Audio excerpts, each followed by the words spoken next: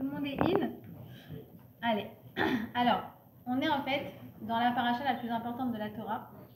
Donc, je suis très contente que tu as réussi à tenir le coup jusqu'au bout. Juste, ne couche pas ce soir pendant le coup. Je demande juste ça.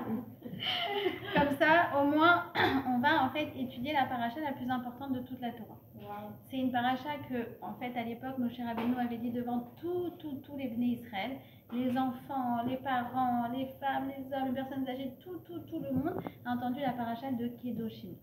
C'est celle aussi dans laquelle on a le plus de mitzvot. 51 mitzvot dans une seule paracha. Et donc, c'est celle la plus importante. Donc, si vous deviez choisir un cours de Torah dans l'année, c'était celui-là. Vous avez bien fait de venir. Et en fait, cette paracha s'appelle Kedoshim, donc qui veut dire saint. D'accord? On va expliquer la sainteté, c'est quoi? C'est très très loin de ce qu'on peut imaginer. Et en fait, elle vient régir toutes nos relations.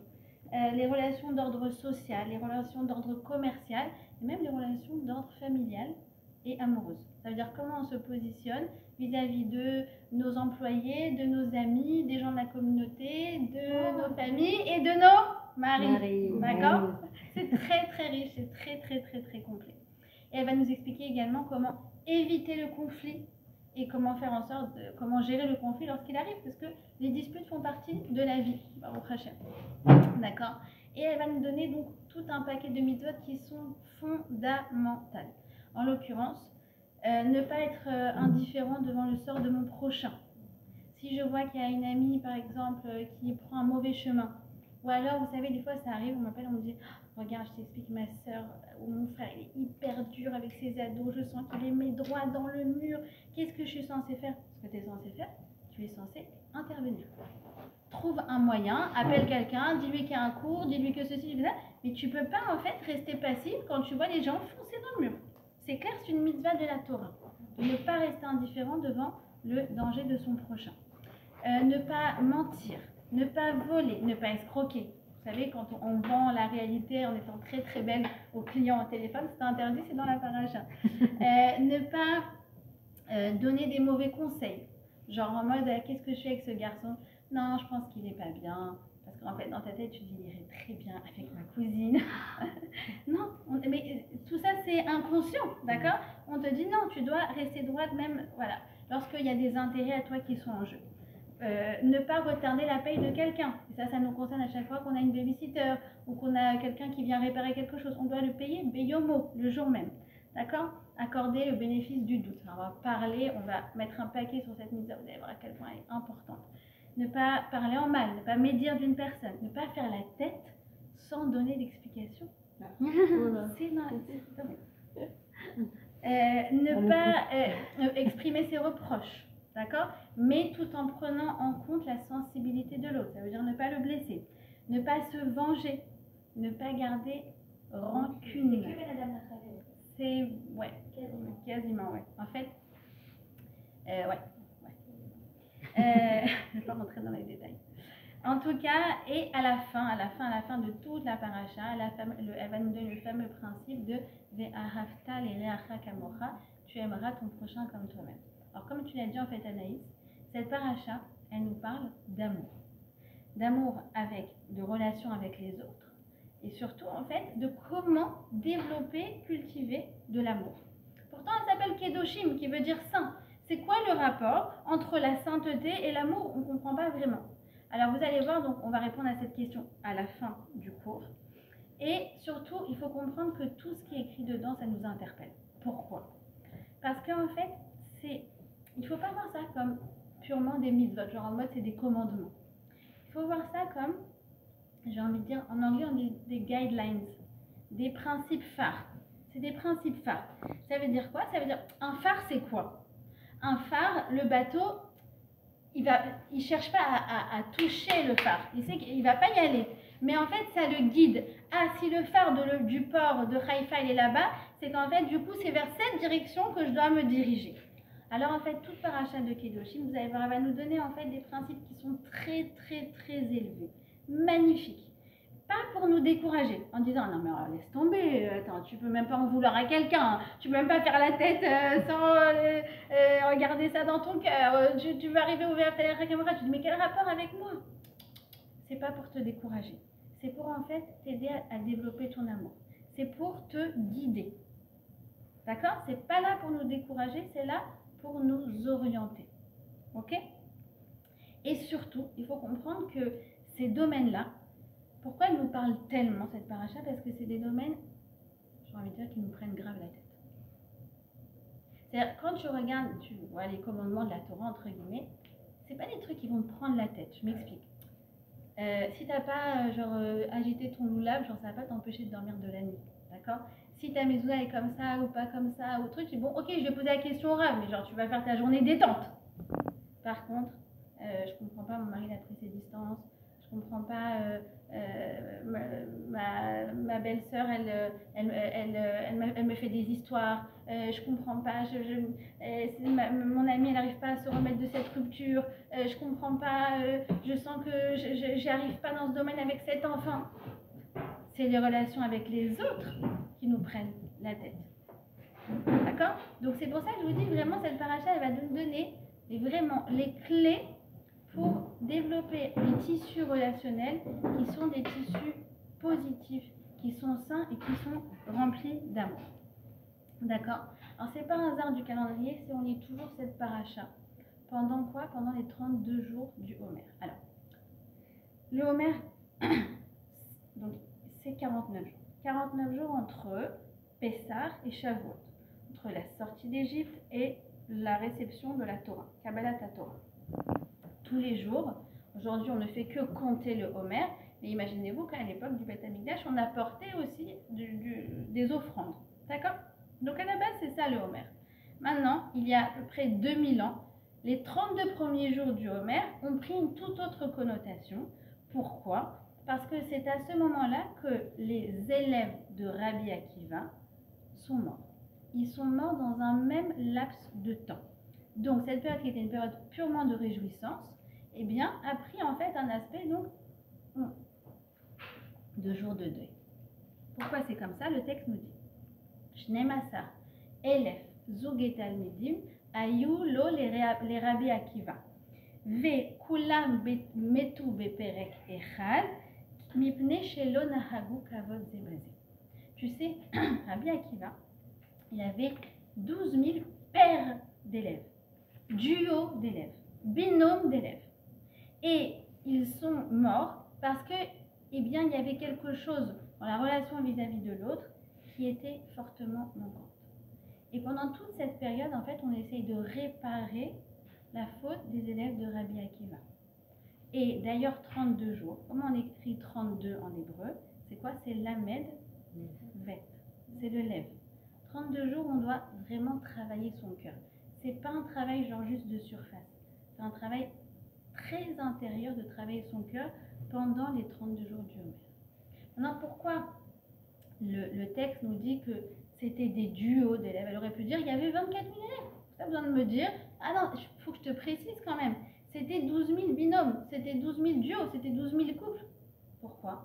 Parce que déjà, il faut comprendre que toute la sagesse de la Torah, elle s'acquiert en duo. On appelle ça en chavruta. On aimerait bien, on se dit, attends, tu t'imagines, la yeshiva, t'envoies ton fils, tu dis, ouais, c'est comme l'université, t'entends les mouches voler, c'est très calme. Et non, en fait, t'arrives, c'est le bazar, l'autre il crie dessus, l'autre machin, le prof il est là, il essaie de se faire entendre. Ça hurle, ça bouillonne. Alors moi, j'ai une yeshiva en face de chez moi. Voilà, vraiment à 30 mètres, quoi. Donc, j'ai pas trop le bruit, mais quand je sors de chez moi et je vais vers cette direction-là, t'es devant, tu entends du matin jusqu'au soir des hurlements. Je me dis, heureusement que j'arrive à 30 mètres, pas genre pile devant. Mais une fois, j'étais chez des gens qui habitaient devant, je vous assure qu'en fait, chez eux, tu entends le bruit en permanence des étudiants qui sont en train de crier et d'étudier.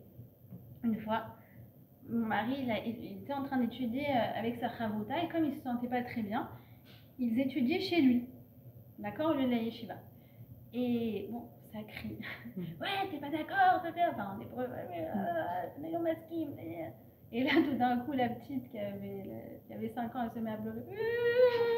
La matin, à la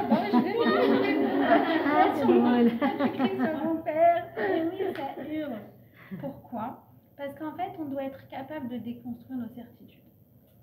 j'ai des certitudes, j'ai des choses aussi que j'ai pas envie de remettre en question. Pourquoi? Parce que, tu vois, j'ai pas envie d'assumer les conséquences de cette remise en question. Donc, je préfère rester la tête dans le guidon, et non, et l'autre, il vient et te dit, ça va pas, ça que tu déconstruis, ça, il faut que tu repenses autrement, ça, on peut voir autrement. C'est ça, la Torah. Donc, en fait, la Torah, déjà, avant tout, elle prône quoi? Elle prône la complémentarité, l'enrichissement par l'autre. Elle te dit que la vraie acquisition de la Torah, elle se fait par ça. Et elle te dit que quoi? Que toute la relation, elle se bonifie par le fait que vous n'êtes pas d'accord et que vous êtes complémentaires. Et que tu dis à l'autre, explique-moi comment toi tu vois les choses. Tu as déjà étudié avec ton mari? Ça part en vrille. C'est ça, on est d'accord. On est d'accord. Genre, il voit pas du tout. Et alors, moi, je pars dans des élucubrations. Oui, ça doit être parce que dans son cœur, où est-ce que c'est écrit? Excuse-moi, où est la source? Je sais pas, tu vois bien, tu ressens. Aucun rapport. Pas du tout la même manière d'étudier. Donc c'est ça, en fait, toute la beauté de notre Torah. Et c'est ça, en fait, toute la beauté de la relation, de vouloir chercher la complémentarité. Et ça, c'est le premier principe que la paracha nous donne. Elle nous dit, regarde, dans toute relation, je vais te demander de voir deux choses. La première, c'est quoi? C'est en quoi il est différent, d'accord? Donc, être différent, ça veut dire des plus et des moins. La première chose, c'est quoi? C'est quels sont ces moins. Et la deuxième chose, c'est quoi? C'est quels sont ces plus. Et je vais te demander de te concentrer sur ces deux choses-là. C'est quoi? Quels sont ces moins? Quels sont ces plus? Quels sont ces moins? C'est quelles sont les ressources qu'il n'a pas? Quelles sont ses faiblesses? Et quand tu te concentres sur ça, tu te poses la question, mais en fait, qu'est-ce que moi j'ai à lui apporter? Dans toute forme de relation, pose-toi cette question. Est-ce qu'elle a un manque? Alors oui, ok, bah, elle est désorganisée. Bah, je peux voir ça avec du mépris. Ou alors je peux voir ça en mode, peut-être moi c'est mon truc, l'organisation. Pour le coup, je peux l'aider. Je vois que la pauvre, elle a du mal à se dépatouiller. Ou alors je vois qu'elle panique très très facilement. Attends, moi je suis très détente. Je vais la détendre. Moi chez moi c'est la bonne franquette. Faut que tu fasses un stage chez moi, mais tu vas te détendre. Pourquoi? Parce qu'en fait toute l'idée c'est de te dire mais attends, qu'est-ce que moi je peux lui apporter? Et ça c'est quelque chose tellement de révolutionnaire. Pourquoi? Parce qu'en fait, quand tu vois un manque chez quelqu'un, eh ben, tu peux l'analyser de deux façons. Soit en fait, je suis mieux qu'elle. Soit en mode, peut-être là j'ai mon rôle à jouer. Et peut-être que justement, du fait qu'elle se heurte à une difficulté que moi je n'ai pas, eh ben, ça doit venir forcer mon admiration. C'est un tout autre regard. Et j'ai eu c'est marrant, chez moi, j'ai eu justement ce flash. J'avais un garçon qui était, alors il n'était pas converti. En fait, il venait d'une famille, mais vraiment genre au fin fond de la France, dans un village, mais vraiment aucun rapport. Et donc sa mère est juive, son père non. Et je ne sais même pas s'il savait la notion de judaïté. Il ne connaissait même pas quoi. Je ne sais pas s'il savait qu'il était juif. Jusqu'à ce qu'à l'âge de 27 ans, il découvre, il commence à comprendre. Et en fait, il veut faire sa Brit Mila. Et il veut faire Tchouba. Donc, il y a le Rav Kadosh qui lui a fait sa Brit Mila, que Dieu le bénisse, et qui nous l'a envoyé donc, chez nous, un moment. Et donc, on était à Shabbat à table, et puis en fait, lui, il est reparti. Et comment dire, il a des manières qui ne sont pas les nôtres. D'accord? C'est vous savez, un langage un peu grossier. Bon, il n'a pas grandi dans le 16e, quoi. Enfin, Et après, une fois qu'il est parti, alors il y en a une qui a dit, c'est qui ce garçon là? Mais franchement, chez toi, alors vraiment, c'était quoi celui-là? T'as vu les gros mots qu'il a dit? Et l'autre, elle disait, mais attends, mais au contraire, son histoire, elle m'a bouleversée en fait. Pour moi, c'est comme Avraham Avinu. Il a fait sa Brit Mila à un âge avancé, il a tout fait pour rentrer dans la Torah, il a tout fait pour acquérir des choses que nous, on avait déjà. Sans même s'en rendre compte, mais lui, c'est lui qui a été les chercher. Donc tu peux avoir complètement les deux attitudes. Et en fait, pour la petite histoire, c'est que malheureusement, je sais pas si c'est du fait de ses... Je sais pas exactement, mais il forçait un peu sur la boisson. Très vite, on s'en est rendu compte. Alors du coup, Je sais pas si c'est déjà arrivé. On a déjà eu ce cas plusieurs fois. Tu dois mettre les boissons loin. Sauf que malheureusement, ce genre de personne, elle va chercher le vin, elle va chercher. Ouais, il faut gérer, il faut vraiment gérer. Bref, et donc du coup, elle s'était mise sur la conversation. Et moi, je me suis dit dans ma tête, je me suis dit, mais pour le coup, genre l'alcoolisme, alors je peux avoir plein de challenges dans ma vie, mais celui-là, je ne le connais pas, tu vois.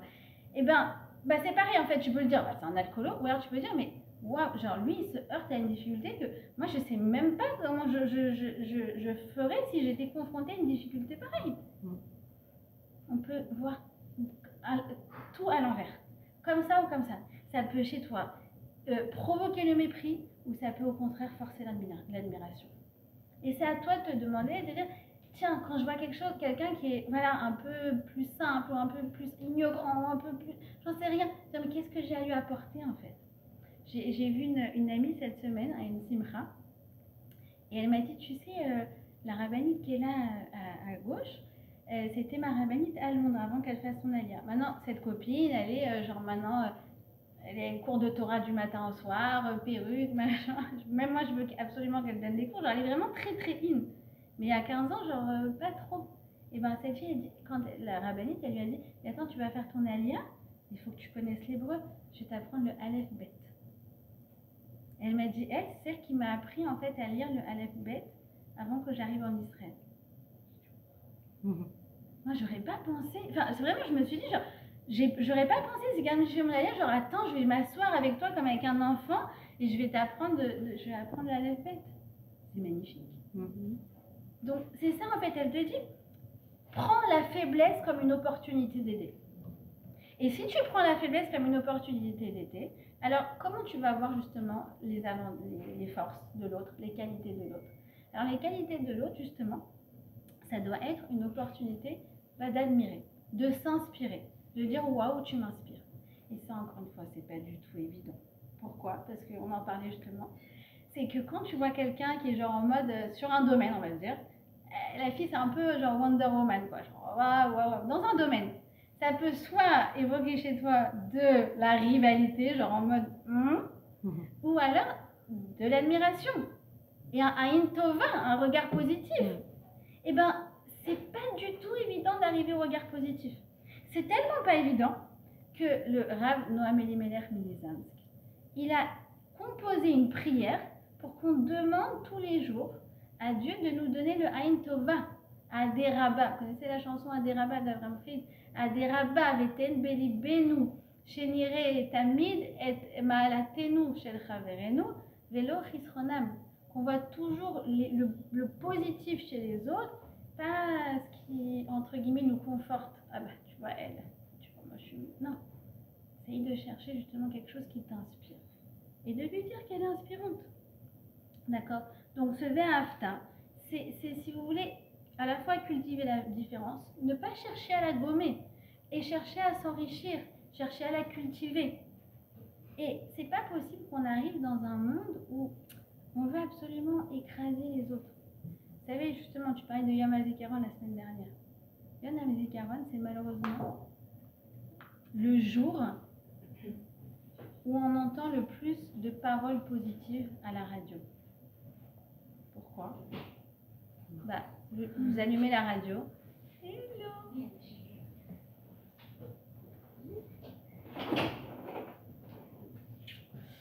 Aïe.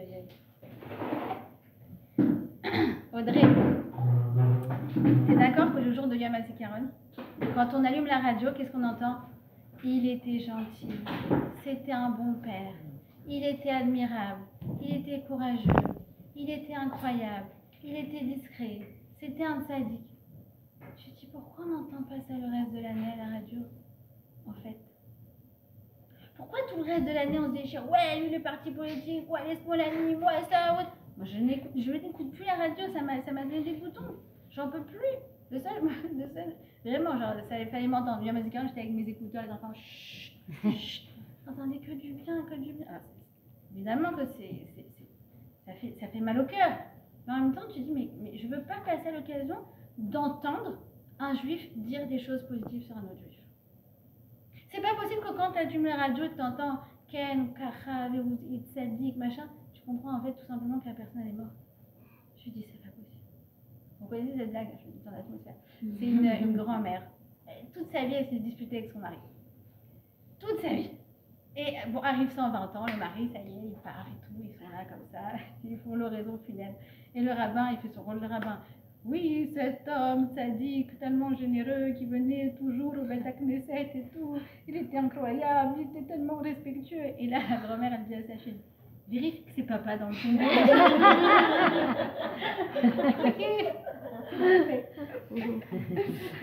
Donc, ce que nous disent nos sages, hein, on peut parler comme ça, parce que les élèves de Rabbi Akiva, c'est tous des statures que nous, on est des fourmis avec, à côté, d'accord? Mais en tout cas, si on peut se permettre à notre niveau de tirer des enseignements, en fait, les élèves de Rabbi Akiva, ils n'ont pas donné de kavod, ils n'ont pas donné de poids à quoi? À la différence, à la complémentarité. En fait, et ça, c'est une forme de relation qui n'est pas une relation positive. Quand je vais absolument gommer les différences. Bon, écoute, regarde, moi je suis organisée, elle est dans la lune. Bon, écoute, voilà, je veux dire, la norme c'est moi, quoi. Voilà, et elle, bon, je la tolère comme elle est. Je lui dis, mais non, apprends aussi de sa détente attitude. Ouais, non, mais elle, je veux dire, franchement, elle est tellement, je veux dire, elle est dépensière, elle regarde pas, moi, au moins, je suis quelqu'un de carré, d'économe. Apprends aussi à vivre comme elle. Je vous assure, moi, non, mais je me dis, vraiment, des fois, tu peux voir, ça dépend du regard que tu poses sur les choses. Et elle te dit, apprends des autres. Apprends des autres et cherche des opportunités de l'aider. Donc, on va parler de Ve'afta et Re'acha Kamocha. Souvent, on le traduit ce Re'acha et on le traduit parfois par tu aimeras ton prochain comme toi-même. Moi, je vais vous donner une nouvelle version. Ouais. C'est tu aimeras ton lointain comme toi-même. Genre, cherche en quoi en fait il est loin de toi, pas proche. En quoi elle est loin dans les ressources qu'elle n'a pas que toi tu peux lui apporter, et en quoi elle est loin dans les ressources qu'elle a et que toi tu n'as pas, donc tu peux t'inspirer. Vous avez compris? Est-ce que l'autre ne veut pas être aidé? C'est une bonne question. Alors, on en parle après si vous voulez, parce que c'est vraiment du cas par cas. Ça dépend c'est qui, ça dépend c'est quoi. Oui, non, mais c'est juste si on a envie d'aider, finalement, ça peut-être qu'elle n'en voit pas l'utilité. Okay. Mais encore une fois, ça dépend. Parce que j'ai dit, si la personne elle fonce droit dans le mur, alors il faut essayer d'être un peu imaginatif. Ouais. D'accord. Maintenant, pour arriver à ça, pour arriver à ce stade, le Ben Ishraï nous dit que pour arriver à vraiment avoir des relations saines avec notre entourage, et Dieu sait combien c'est difficile, et c'est difficile dans tous les foyers, dans toutes les maisons, dans tous les couples, dans toutes les familles, dans tout. Alors, pour pouvoir arriver à ça, eh bien, vous voyez que le Ve'afta l'Ereacha Kamocha, tu aimeras ton prochain comme toi-même, il part d'un postulat qui est que tu t'aimes toi-même. En fait. Et le Ben Ishraï, il dit que plus on arrive à s'aimer soi-même, plus on arrivera à aimer les autres. En fait, c'est quelque chose qui est proportionnel, quelque chose qui est corrélé. Plus je vais avoir de l'amour vis-à-vis de moi, plus je vais avoir cette ouverture, cet épanchement vis-à-vis des autres. Pourquoi c'est comme ça? Premièrement, je vais vous expliquer pourquoi. Premièrement, parce que quand moi, je suis pas bien dans mes baskets, et ben, je vais toujours voir les autres comme des gens menaçants. Elle me fait de l'ombre, elle est trop truc. En plus, on en compare, en plus, on dit ah ouais, elle sait. Ah ouais, elle sait. Ah bon, ah d'accord. Tu veux me chauffer là? Mais quoi, t'es pas bien dans tes baskets, donc le problème n'est pas chez elle. Ouais, il est chez toi. Tu l'as préparé dans la voiture, le coup. On a débriefé exactement sur ce point. Ouais. Deuxièmement, pourquoi c'est comme ça? Parce que quand on est dur avec soi-même, on est dur avec les autres. Enfin, on le sait très bien que plus tu fais preuve de bienveillance avec toi-même, ça veut dire que tu tolères tes propres erreurs, plus tu vas arriver en fait à tolérer les erreurs des autres.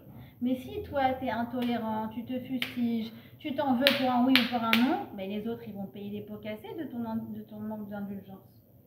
C'est proportionnel, c'est corrélé. Donc en fait la base de tout, c'est cette bienveillance, déjà avant tout vis-à-vis de soi-même. Et une fois qu'on a travaillé ça, naturellement, ça va irradier sur les autres. Troisièmement, pourquoi ça fait ça aussi? C'est parce que en fait, quand toi, t'es pas bien dans tes baskets, le fait que l'autre pense différemment, ça te remet en question. Même s'il n'y a pas du public autour. C'est pas de la rivalité, c'est genre, cette fille, elle me remet en question. Elle est tellement sûre d'elle, elle est tellement truc, et elle pense pas comme moi. Alors du coup, peut-être que moi, je suis, peut-être que truc, non mais ça n'a rien à voir. Elle est comme elle, et toi, tu es comme tu es.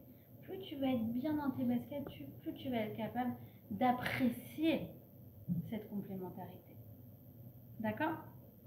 Donc, et si on ne fait pas ce travail, nous disent nos sages, faites attention, si on ne fait pas ce travail, je me le dis à moi-même, c'est qu'en fait, quand on n'est pas bien dans ses baskets, on arrive à un tel stade de difficulté face à la réussite de l'autre, qu'en fait, on peut, dans notre tête, même plus tolérer son existence. C'est très très dur les propos qui sont employés. D'accord? Donc en fait, il faut absolument qu'on aille dans cette direction justement de pouvoir en fait admirer, parler en bien, parler en positif. Vous savez, une fois, j'ai quelqu'un à la Sina qui m'a dit, écoutez bien, une belle-mère qui a dit du bien de sa belle-fille. Mais c'est très rare. Franchement, c'est très rare. Pour le coup, je m'en souviens, c'était une fois. Mais ma belle-fille, elle est extraordinaire, ma belle-fille. Et je me suis dit, mais quel kiff d'entendre ça. Mais surtout, qu'est-ce que ça veut dire qu'elle est bien dans ses baskets, la belle-mère? Oui. Et ouais. Et oui. D'accord. Donc, bah ouais, tu te sens pas menacée par l'existence d'eux. Tu dis, mais au contraire, moi j'ai envie de mettre le projecteur sur elle. Pourquoi? Parce que toi tu te sens lumineuse. Donc l'autre, elle vient pas te faire de l'ombre. Vous avez compris? C'est pour ça que je dis c'est un vrai travail intérieur. Et ne croyez pas que je suis à la hauteur de ce que je dis. Je suis dans, dans le même pétrin. Mais on ne se décourage pas. C'est comme le phare. Le phare, il est très très loin. Mais je m'en fiche, personne ne m'a demandé d'atteindre le phare. On m'a juste demandé de bouger de ma place vers le phare. D'ailleurs, c'est écrit Kdoshim Tiyu. C'est écrit vous serez saints. Et en fait, il manque le vav. Ça veut dire le Kdoshim, il lui manque une lettre. Et nos sages nous disent, parce qu'en fait, de toute façon, ne cherche pas, tu n'arriveras jamais là-bas. Tu seras jamais genre. Mais voilà, le but c'est de t'y orienter. C'est pas pour nous décourager, au contraire, c'est pour nous encourager à aller dans la bonne direction. Alors, la Torah, elle continue, la paracha, elle continue, elle poursuit avec deux ennemis de toutes les relations humaines qui sont, premièrement, les a priori négatifs. Deuxièmement, les non-dits. Ok? Alors, on va commencer par les a priori négatifs. Elle nous demande Betzedek, Tishpot et Amitecha. Tu jugeras l'autre, Amitecha, avec bienveillance. Bienveillance. D'accord? On dit aussi accorder le bénéfice du doute. Se dire que la personne a sûrement une raison. On va partir du principe que elle n'a pas fait exprès ou elle n'a pas voulu faire ça. D'accord? Bon. Alors, le fait de juger avec bienveillance, c'est une mitzvah de la Torah. D'accord? Maintenant, souvent, on s'embrouille les pinceaux avec cette mitzvah. Je m'explique. Souvent, on te rapporte des histoires pour te dire « Ah, il croyait ou croyait que le voisin était comme ça, et en fait, il s'est tellement trompé, c'était un grand sadique. » D'accord? Exemple, vous connaissez l'histoire de Yossele à Kamsan? D'accord? C'était le grand radin de la ville. Et en fait, une fois qu'il est mort, on s'est rendu compte que non, c'était un grand sadique. D'accord? Maintenant, est-ce que, excusez-moi, les gens qui ont mal jugé Yossele al-Tzadik, écoutez la chanson de Karl Bar, de Shlomo Karlibar. Écrivez Yossele al-Tzadik. Et vous, n'arrêtez pas le cours. Non, je t'écoute. Hein. Ah ouais, elle a dit ça, attends. Yossele à Kamsan, en fait, est-ce que les gens qui l'ont mal jugé, ils ont fauté? Non, pas du tout. Tout concordait à croire que c'était vraiment un radin. La preuve, c'est que quand tu venais chez lui, il te criait dessus. Sauf qu'en fait, il donnait de manière discrète, bécédaire. D'accord? Donc très souvent, dans les jours de Torah, on va te dire « Ah, mais tu vois, faut pas juger les gens, les autres, etc. etc. » Excusez-moi, mais eux, ils n'ont pas fauté. Ils ont été intelligents. Pourquoi? Parce que quand tu vois quelqu'un qui te crie dessus en te disant « Je ne vais rien donner », a priori, tu dis « Non, cette personne n'est pas généreuse. » D'accord? Et il n'y a aucun problème à faire ça. Je m'explique. Pour les gens qu'on ne connaît pas, les inconnus, enfin, je veux dire, si on suivait ce principe, tu as quelqu'un qui débarque chez toi et te dit donne-moi un chèque en blanc. Je dis mais bien sûr, il y a marqué qu'il faut juger avec bienveillance, donc ça doit être quelqu'un de bien. Tenez, je signe. Non, vous avez bien compris que c'est pas logique que la Torah nous demande ça. Donc, avec les gens qui sont loin, c'est un autre principe, d'accord, qui s'appelle Chavdeu Vechashdeu. C'est quoi Chavdeu Vechashdeu? Respecte la personne, mais tu as le droit d'avoir ta méfiance tant que tu ne la connais pas. D'accord? Donc, quelqu'un qui vient pour te préparer un truc, il te donne un prix exorbitant, tu dis attendez, monsieur, je vais vérifier. Je suppose que ce que vous me dites, c'est vrai, d'accord? Il manque le joint qui se trouve qu'en Chine, machin, et que du coup, qui coûte que 700 shekels, d'accord? Mais s'il vous plaît, laissez-moi, je vais vérifier quand même, d'accord? C'est comme ça qu'on doit se comporter avec les autres. C'est comme ça aussi qu'on doit éduquer nos enfants. Écoute, tu sais, dans la vie, il y a des gens qui ne sont pas gentils. Donc, ce monsieur-là, c'est sûrement quelqu'un de bien, mais on ne sait jamais. C'est comme ça qu'on... Voilà, c'est le principe. Chavdeu vechashdeu. Respecte-le et... Chavdeu, méfie-toi. D'accord? Mais non, mais là, c'est pas ça la mitzvah. C'est Betzedek Tishpot et Amitecha. C'est quoi Amitecha? C'est Itra. Il est avec toi. On parle des gens de la famille. Ça veut dire que, on va parler du mari par exemple, il est arrivé en retard, alors que vous aviez dit qu'à 20h vous deviez partir au mariage, t'es là comme ça, t'es habillé, t'attends, il est sur répondeur. D'accord? Toute ressemblance avec situation serait purement fortuite. Écoute, il a sûrement une bonne raison, il a dû lui arriver quelque chose. Je vais même faire Télim vraiment pour lui, si lui ne soit pas coincé sur la route ou quoi que ce soit. D'accord? Pourquoi c'est tellement fondamental avec nos proches? Écoutez bien, non mais toi, tu vois à quel point la Torah, en fait, elle a des années-lumière d'avance sur le monde moderne. Pourquoi? Parce qu'en fait, Dafka, précisément avec les gens proches, on tire des conclusions hâtives. Il est en retard? Bah, évidemment, tu le connais pas, mon mari? Bah oui, je peux pas compter sur lui. Bah, il arrive. Bah oui, je savais bien. On dit 20h, et bah non, c'est 21h. Voilà, voilà, je peux pas compter sur toi. Je suis en retard, je vais rater la coupe. C'est à cause de toi. Je fais bien ou pas? Ça ressort du vécu. Je rigole. Non, pas du tout. Mais je travaille beaucoup. et non, vraiment, mon mari, il vous le dira. Vraiment, moi, je suis partie de très bas. Oh là là, tout très bas. Mais j'y travaille, j'y travaille. Donc, en fait, tu dis non, mais moi, je le connais par cœur. Justement, précisément, c'est quelqu'un de proche. Donc, je peux me permettre de dire non, mais attends, mais je sais pourquoi elle est là. Écoute, c'est tout, pas compter sur lui. Premièrement.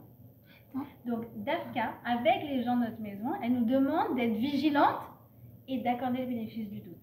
Ça va, chérie, j'espère que tout s'est bien passé. Moi, ça m'est arrivé une fois. En retard, truc, la galère. Et là, figurez-vous que j'ai réussi à appliquer le cours. Et j'ouvre la porte. Ça va? Tout va bien? Il fait, c'est parce qu'il m'est arrivé. Je dis, non, qu'est-ce qu'il a? Il y a ton cousin qui m'a appelé, il était en galère. Parce que les déménageurs, ils l'ont planté, il avait sa table basse, son canapé, son truc en dehors, il était vendredi, et moi j'avais plus de batterie. Du coup, j'ai couru, j'ai abaissé tous les sièges de la voiture, on a fait des allers-retours avec ton cousin, et j'ai réussi à l'emmener à déménager. Ah d'accord, très bien, tu lui un coca. J'avance, après on fait les questions. Comme ça, je perds pas le fil. Donc, d'abord, premièrement, pour ça. Pour nous éduquer nous-mêmes, en fait, à toujours se dire non mais tu sais, je crois que je le connais, mais sûrement que non, sûrement que je vais trop vite en besogne, d'accord? Deuxièmement, et vous allez voir, c'est encore plus violent ce que je vais vous dire. Waouh. Ok, imaginez que non, on va se mettre à la place de la personne qui est jugée, ok? Imaginez que vous êtes sur les Champs-Élysées, d'accord? Ah, Sephora. Oh, Anaïs, on est devant Sephora. Imagine, d'accord? Et on se fait une petite virée, on rentre chez Sephora, truc détente, et on sort. Et là, elle regarde mon sac, elle fait mais il y a l'antivol sur ton produit. Je fais ah bah oui, mince. Ah bah t'as volé. J'en étais sûre de toute façon.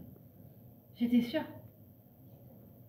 Pardon, non mais imagine à quel point ça fait mal. Et là t'es là avec ton sac, mais Donc toi, tu vas rendre ton truc tout penaud, mais surtout tu dis, mais qu'est-ce Comment elle peut qu'elle pense penser de ça? moi? Ça veut dire en fait, et ça c'est très fort, c'est très puissant. Pourquoi c'est très violent de mal juger? Parce que en fait, le jugement qu'on porte sur la situation à l'instant T, ça vient en fait transparaître toute la texture de relationnel entre lui et elle, ou entre les deux. Et donc là, tu dis, mais ah, donc c'est comme ça que tu penses de moi. Ouais. C'est-à-dire toutes les fois où j'étais à l'heure, non, ça c'est parti. Hein. Tous les matins où je viens et c'est moi qui prépare les enfants. Toutes les fois où c'est moi qui fais le goûter. Toutes les fois où je t'ai appelé. Toutes les fois où je t'ai rendu service.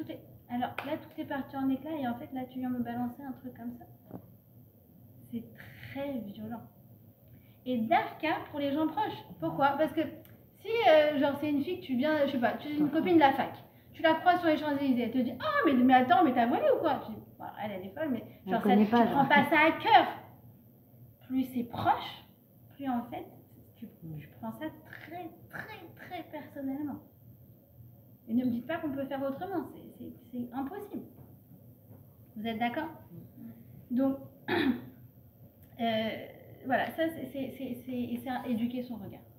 Éduquer son regard. Vraiment éduquer son regard. Sur ce que l'autre fait, sur aussi les habitudes que l'autre il a. Des fois tu dis mais c'est marrant, c'est pourquoi même dans le couple, on sait toujours qu'il y a cette période où on se met en selle et en fait on découvre que chez l'autre c'est pas du tout comme chez nous. Alors pas du tout. Tu dis mais tu peux te dire mais c'était des radins chez eux. Et en fait non, pour eux c'était pas une dépense qu'on fait.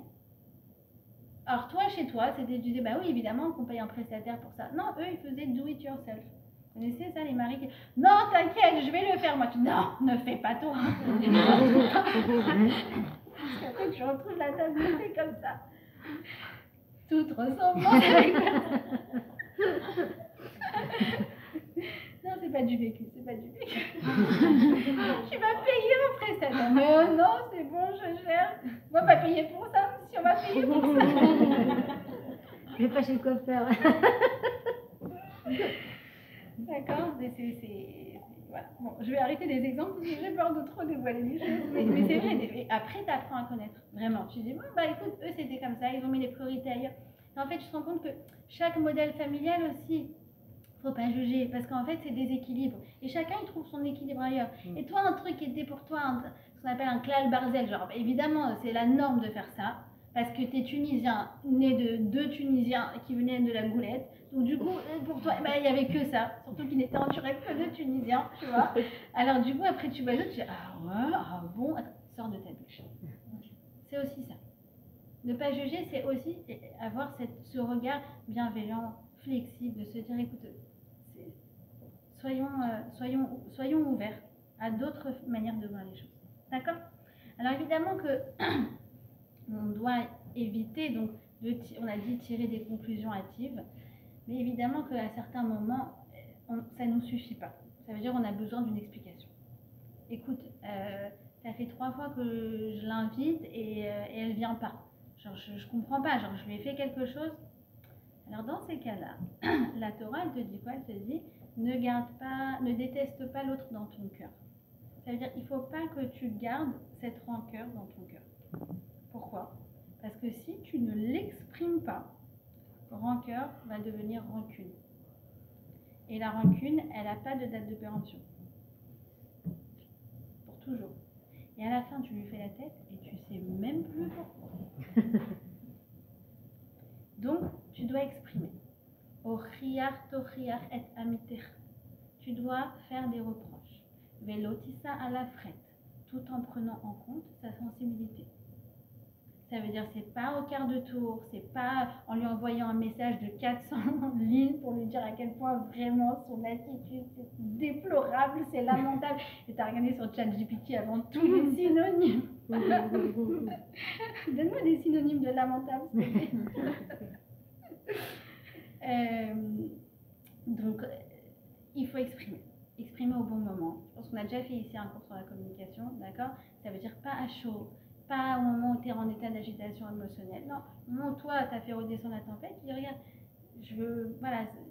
je comprends pas trop parce que ça fait plusieurs fois que je t'invite et tout. et tu viens pas, j'espère que je t'ai pas fait quelque chose, j'espère que... Voilà, d'accord? On sait le faire. Et quand on exprime ce reproche, d'accord, ce mal-être, alors du coup, tout de suite, ça se calme en nous. D'accord? Maintenant, dans ce Ochiyar Tochiyar, regardez, le Rambam, il a écrit des halachot sur toute cette paracha. Ça veut dire, vous croyez que c'est genre juste des principes un peu, j'ai envie de dire nébuleux. Non, c'est d'une précision, mais remarquable. Mon mari, il a découvert ce Rambam il n'y a pas longtemps. Il a fait tout un cours de Shalom dessus. Ce cours, il a résonné partout. Genre, je sais pas, c'était le meilleur cours de sa vie, je crois. Genre, ah ouais, le cours. Maintenant, il a dit, regarde, j'ai pris un Rambam que je ne connaissais pas. Et là, je dis, mais c'est révolutionnaire ce qu'il dit. Il dit, dans la vie, il y a deux sortes de reproches. Il y a les reproches qui te concernent, il y a les reproches qui la concernent, ou le concernent. Les reproches qui te concernent, qui te préoccupent, dis-les. Ça m'a blessé, ça m'a fait de la peine, j'ai pas compris pourquoi. Les reproches qui le concernent, tu sais, dans la vie, il faut faire Shabbat. Hein. Tu sais, dans la vie, faut pas se comporter comme ça. Hein. Tu sais, c'est pas bien de faire ce que tu fais. Laisse tomber. Et ça te fait un tri dans ce que tu as à faire passer. Tu écumes. Pas un moralisateur du tout. Personne ne t'a demandé d'avoir ce rôle. Personne. C'est un rôle qui pourrit les relations. Et lorsqu'il a posé la question justement en cours de Shabbat, alors il a dit combien de fois par jour, je sais pas, vous faites des reproches qui vous préoccupent, genre en mode ça m'a machin. Et alors, bon, bref, ça a levé beaucoup la main, genre 3 fois par jour, 3 fois par semaine. Et alors celui-là, il a dit bon, essayez de réduire quand même, une fois par, voilà, genre 15 jours, histoire qu'ils s'en remettent. Et l'autre, il a dit mais vous savez quoi, laissez tomber. Vous n'êtes pas la mère de votre mari. Vous n'êtes pas le père de votre épouse. C'est deux choses complètement différentes, même halachiquement parlant. Halachiquement parlant, ce sont deux domaines complètement différents. D'accord? Et quoi qu'il en soit, comme je vous ai dit, tu ne dois pas le blesser lorsque tu fais des reproches. C'est le fameux lotis à la frette. Tu ne dois pas faire de médisance sur lui. D'accord? L'oteler achil ben amecha. Tu ne dois pas faire du colportage. Pourquoi essayer tout ça? C'est très simple, encore une fois, regardez comment la psychologie, elle est dedans. Parce que si tu ne fais pas de reproches, du coup, tu vas avoir envie de le sortir à d'autres personnes. Je sais pas ce qu'elle m'a fait. Ah! Bah oui! C'est hyper profond, oui. C'est adorable. Non, mais c'est vrai, non, mais moi aussi, je suis comme ça, c'est fou, moi aussi! Alors, non seulement. Ça sort quoi qu'il a. Mais oui! Donc il va sortir du Donc, mauvais il vaut mieux le sortir au bon moment, de la bonne manière, avec la bonne personne. Donc, si tu fais ça, premièrement, donc tu as terni son image auprès des autres, donc c'est pas terrible. Mais en plus de ça, du coup, comme tu t'es lâché avec l'autre, tu as perdu l'occasion d'assainir la relation avec elle. Et donc, rancœur devient rancune. D'accord? Et tu ne dois pas lui faire honte. C'est aussi dans cette paracha. Ça veut dire, quand tu règles tes comptes avec cette personne, c'est pas devant les autres. On ne lâche pas la face, on enchaîne en public. Donc si tu as quelque chose à lui dire, c'est toi et moi, est-ce que je peux te parler 2 minutes? Pas dans le groupe WhatsApp. Ah bon? D'accord? Et encore moins, enfin je sais pas, je suis pas dans les réseaux sociaux, mais bon, on ne peut pas savoir ce qui se passe là-bas, mais non, encore si tu as quelque chose à lui régler, c'est pas c'est plus court. D'accord? Et tu ne dois pas te venger. Alors c'est quoi tu ne dois pas te venger? Pourquoi se venger? C'est elle ne m'a pas invité, ben moi je ne l'inviterai pas. Alors, pareil, je vais préciser. Soit tu dis, regarde, elle m'a pas invité, elle m'a invité à son fils, d'accord? En fait, c'est qu'elle estime pas que genre on est très copines, d'accord? Donc moi du coup, je vais pas l'inviter, enfin, mais c'est pas pour lui lancer un pic, c'est ça que je veux dire, d'accord? Ça c'est complètement acceptable. Ça veut dire, elle a abaissé le standard de la relation, bah du coup, bah moi je vais pas être à nous courir après, c'est pas grave, ok? Mais c'est pour faire, comme on dit, schmata. Schmata. Ah, elle a fait ça, bah, je vais lui faire ça. Comme ça, elle va comprendre qu'elle va rien comprendre du tout. Si tu lui avais fait la mitzvah de Ochiar Tochiar, ça veut dire lui faire ce fameux reproche, lui faire part de cette vexation que tu as eue, bah en fait, toutes les choses elles seraient arrangées. Il n'y aurait pas ces histoires de elle m'a invité, elle m'a pas invité, ma belle-sœur et pas ma belle-sœur. Pas forcément. Pourquoi? Parce que tu vas exprimer ce que tu ressens, que ça va arranger la chose. Même si tu le fais bien dans le bon cadre, la personne en face de toi, elle est peut-être pas réceptive. Ah, oui, ça c'est possible. Mais toi, en fait, tu verras que tu te sens beaucoup mieux. Ouais. En fait, Et si tu as mis l'effort, il n'y a pas de raison qu'elle se vexe. Je dis, écoute, je t'ai pas parlé de toi. Je t'ai dit que moi, ça m'a fait de la peine. Ça veut dire, je te demande juste de prendre ma sensibilité en compte. C'est ça que je te demande. Ouais, mais quand même, t'es susceptible, tout ça. Je dis, oui, mais c'est ça que moi, je te demande. Tu vois ce que je veux dire? Donc, elle peut pas le prendre personnellement. Parce que ce reproche, en fait, c'est une expression de moi, ce que j'ai ressenti. Là où elle peut le prendre personnellement, c'est quand tu dis, toi, t'es comme ça. D'accord? Souvenez-vous de cette fameuse rage, le tu. Ah, c'était ici que j'avais dit le tu. Pas un tu. Voilà. Alors, on va terminer sur ça. Donc, vous avez compris que toute cette paracha-là, elle vient nous apprendre en fait à tisser, à créer des tissus relationnels qui sont bons, qui sont positifs, qui sont sains, où chacun a sa place. D'accord? Et pourtant, comme je vous ai dit au début, c'est que cette paracha, elle s'appelle Kedoshim, genre sainteté. Toi, tu te dis sainteté, je me serais attendue à ce que ce soit une paracha qui parle de la vie orthodoxe. Quoi. Voilà, tu mets les tefilines, tu dois prier 3 fois par jour, tu dois faire les fêtes, Shomer Shabbat. Bah, en fait, non, tu vois qu'elle te parle de relations d'amour. Pourquoi c'est comme ça? Alors, c'est là que donc, Rashi intervient sur le terme de Kedoshim. Et il dit que la Kedusha, c'est quoi la Kedusha? La Kedusha, en fait, c'est la notion de fidélité et même d'exclusivité. D'accord? Ça veut dire qu'en fait, la Kedusha, c'est d'essayer d'avoir les yeux l'un pour l'autre. Ça, c'est la Kedusha. D'accord? Et en vérité, les termes de Kedusha et de Ahava, d'amour, dans notre Torah, sont quasiment synonymes. D'ailleurs, vous remarquerez comment on dit en mariage en hébreu? Kedoshim. Kedoshim. Ah ouais, j'avais jamais pensé à ça. Et comment s'appelle, on dit dans la Chassidoute, dans la maison, dans le foyer, comment s'appelle le lieu, la chambre des époux, là où ils ont les relations intimes? On appelle ça comment? Le Kodesh HaKodashim, le Saint des Saints. Et d'ailleurs, même dans le Beth Amikdash, le fameux Saint des Saints, le Kodesh HaKodashim, qu'est-ce qu'on a trouvé dedans? On a trouvé 2 chérubins qui s'enlaçaient. Le Kodesh HaKodashim, tu trouvais quoi? Tu trouvais de l'amour. Et d'ailleurs, vous savez, on dit souvent, on dit cette bracha, on dit que vous ayez des enfants, on dit chez Valdu, Bekdusha ou Betahara, qui naissent dans la Kdusha et la Tahara.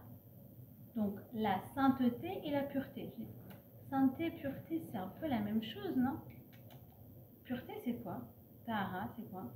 Le miglé. Et c'est quoi leur Kdusha? Ils naissent dans l'amour. Ça veut dire qu'il y a eu de l'émotion, de la tendresse au moment du retrouvailles des époux quand ils ont conçu cet enfant. Bekdusha ou Tahara. Donc en fait, dans notre Torah, Kedusha et Ahava et amour sont quasiment synonymes. Et en fait, la Kedusha, c'est quoi? C'est, comme on a dit, c'est de mettre des barrières avec le reste du monde. Quand le couple passe sous la choupa, alors il dit quoi? Il dit quoi à Sakela? Areat mekudeshetli betabazo kedat Moshe veIsraël. Tu m'es consacré par cet anneau.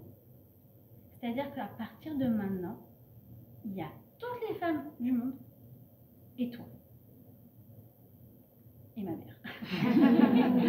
Quand même. Et encore. En vérité, c'est vraiment toutes les femmes du monde et toi. C'est ça qu'il lui dit quand il passe sous la roupa. D'accord? Puisque même en fait, le kiboudorim, il s'écrase pour le shalom bayit. Donc, il y a le reste du monde et il y a toi. Tu m'es consacré. Et ça, en fait, c'est toute la notion de Kedusha. La notion de Gdusha, c'est quoi? C'est en fait de comprendre que on doit essayer de porter un regard unique sur chacun. Et c'est tout le travail d'arriver à déceler l'unicité chez chacun. L'archiduchesse. En quoi il est unique? En quoi il est spécial? Quelles sont ses faiblesses, là où je peux l'aider, ce qu'on a dit au début du cours? Quelles sont ses forces, en quoi je peux l'admirer? Et nos enfants, ils ont besoin de ça. Ils ont besoin qu'on porte un regard unique sur chacun. Ma fille, tu es unique au monde. Il n'y en a pas deux comme toi. Mon fils, tu es le plus beau. Le meilleur. Je fais l'archouma des fois. C'est toi le meilleur. Et toute la classe. Chut, mon fils. Toi le meilleur. Là, je m'assume. Et c'est pour ça que dans les compliments, on ne fait pas des tarifs de groupe. Ah, les enfants, vous êtes merveilleux. Genre ça sert à quelque chose de dire ça. Ça fait pas de mal non plus, hein, mais c'est genre, Ça sert à rien. Elle a besoin d'entendre sur elle. Il a besoin d'entendre sur lui. Et dans le couple, elle a besoin d'entendre sur elle, il a besoin d'entendre sur lui. Chacun a besoin d'entendre sur lui. On a un peuple de Ben Yachid, on a un peuple unique, on a un peuple Kadosh. Et quand on arrive à faire ça, quand on arrive à développer tellement d'amour de soi, tellement d'amour des autres, on arrive au Ve'afta Alerech Kamocha.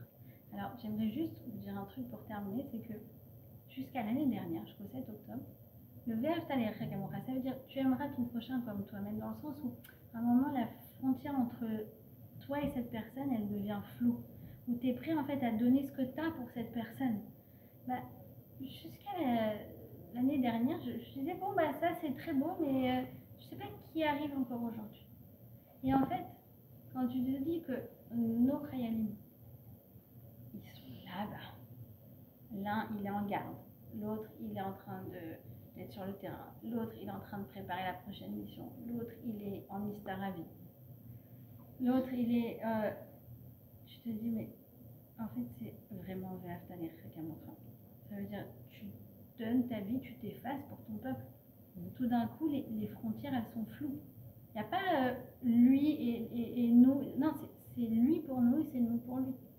Et vous connaissez, vous savez aussi, vous avez entendu que, comment ça s'appelle, Émilie. Émilie, je ne sais pas si vous avez vu dans les infos, mais elle était prête à donner sa place pour un des otages qui avait 65 ans. Quand elle a entendu que c'était elle qui était libérée, elle a dit non mais lui il est fatigué, il a 65 ans, il est âgé. Moi je lui donne ma place.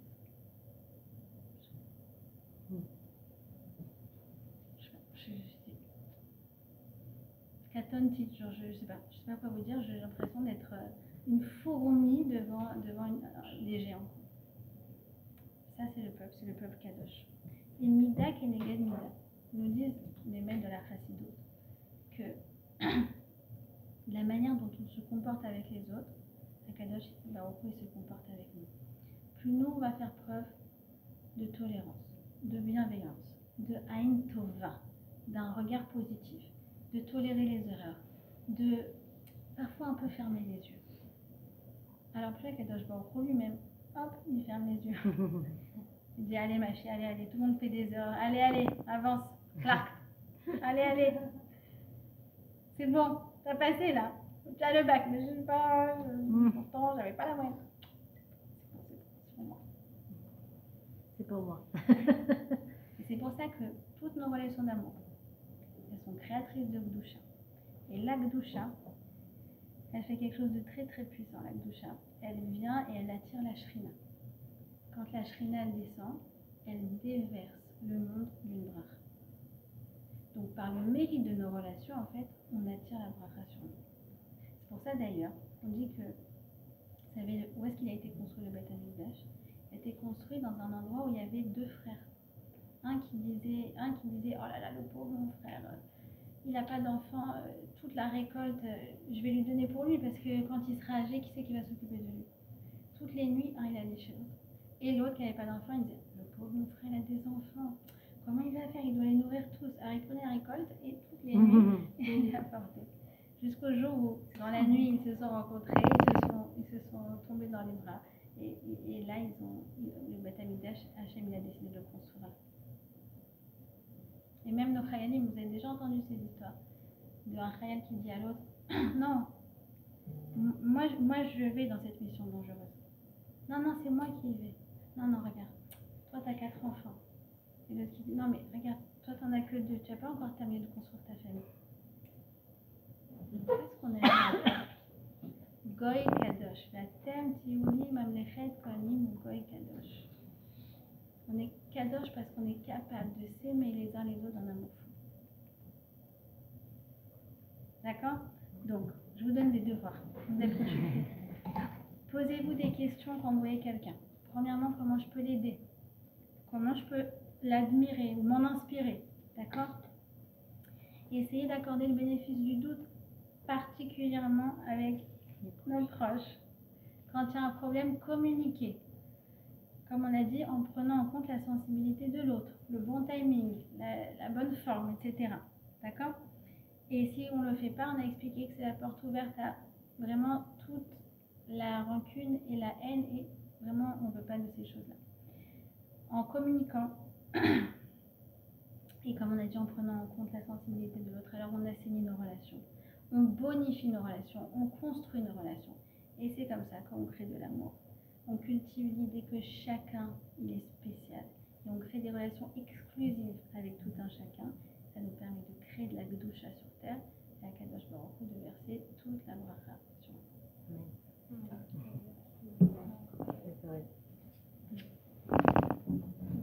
Est-ce que vous avez des questions? Vous pouvez arrêter le...